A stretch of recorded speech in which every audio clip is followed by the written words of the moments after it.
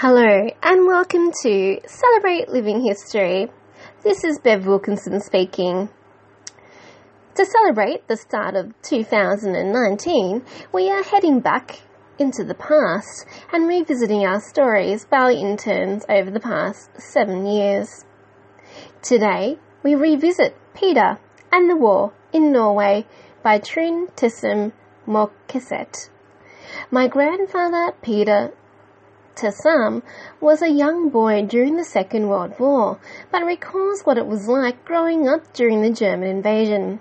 Rationing with lack of food, clothing, and other necessities was an area which gave us anxiety for the day and the future.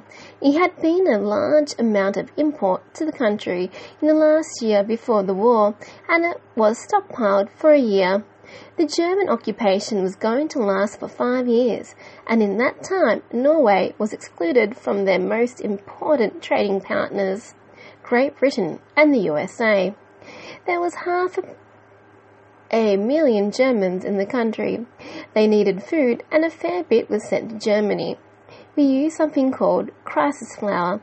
It was a rough and from bad grains. People said they added chalk to make it heavier.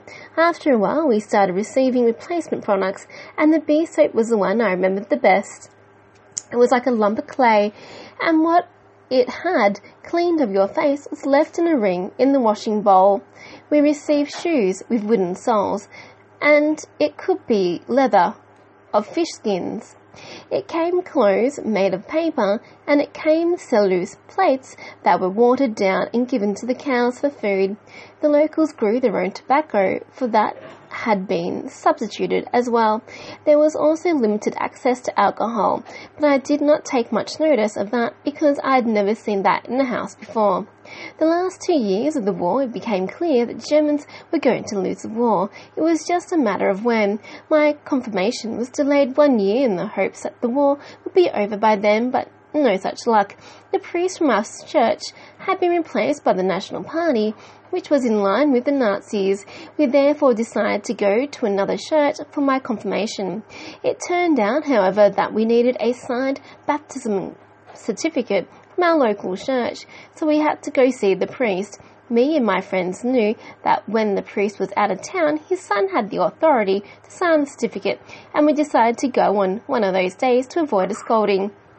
As I was a very punctual young man, I showed up early, and the priest had not yet left. He gave me an earful, but signed the certificate nonetheless. I had my confirmation on the 8th February 1945. It is hard for me to imagine what it was like back then, but hearing about those snapshots in time, it feels very real. The details of that time, it seems, are as vivid as they were then. My grandfather enjoys recalling different times of his life, and was very happy for me to share some of his experience with others. That was Peter and the War in Norway, written by Griffith University graduate Trine Tissem Morkeset. To see her story online, visit us at www.celebratelivinghistory.com.au. Thank you. This is Bev Wilkinson speaking.